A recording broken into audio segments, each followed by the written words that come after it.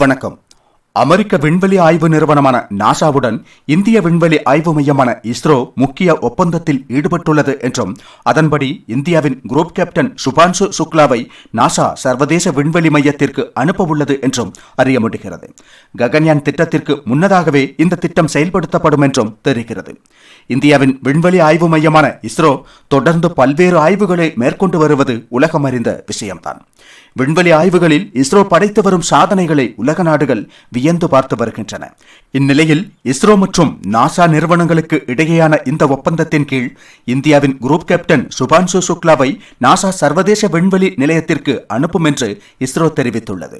இந்தியாவின் இஸ்ரோ அமெரிக்காவைச் சேர்ந்த ஆக்சியம் ஸ்பேஸுடன் விண்வெளி தொடர்பான ஒப்பந்தத்தில் கையெழுத்திட்டுள்ளது. அதன்படி அடுத்து வரும் ஆக்சியம் 4 மிஷனில் இந்தியர் ஒருவரும் விண்வெளிக்கு செல்ல உள்ளார். இதில்தான் குரூப் கேப்டன் சுபான்சு சுக்லா முதன்மை பைலட்டாக தேர்வாகியிருக்கிறார். அதேபோல மற்றொரு இந்திய விமானப்படை அதிகாரியான group captain Prashanth Balakrishnan Nair backup mission பைலட்டாகவும் இருப்பார் என அறிவிக்கப்பட்டுள்ளது.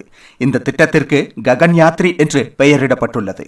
விண்வெளிக்கு செல்ல உள்ள இந்த இரு அதிகாரிகளுக்கும் ஆகஸ்ட் மாதம் முதல் வாரத்தில் பயிற்சி தொடங்கும் என்றும் கூறப்பட்டிருந்தது. இந்த மிஷனில் இந்தியர்கள் சர்வதேச விண்வெளி மையத்தில் சில குறிப்பிட்ட ஆய்வுகளை மேற்கொள்ள உள்ளார்கள். மேலும் அவர்கள் ஆய்வு மையத்திற்கு வெளியே விண்வெளிக்கு சென்றும் ஆய்வு செய்வார்கள் என்று கூறப்படுகிறது. இஸ்ரோ நிறுவனம் ககன்யான் திட்டத்தின் கீழ் இந்தியர்களை விண்வெளிக்கு அனுப்ப உள்ளது தெரிந்த விஷயம்தான். அதற்காக பல ஆண்டுகளாக ஆய்வுகளை மேற்கொண்டு வருகிறது இஸ்ரோ. இதற்காக விமானப்படையிலிருந்து 4 விமானிகள் தேர்வு செய்யப்பட்டு அவர்களுக்கு ககன்யான் பணிக்காக பெங்களூருவிலும் ரஷ்யாவிலும் எல்லாம் பயிற்சிகள் கொடுக்கப்பட்டு வருகின்றன.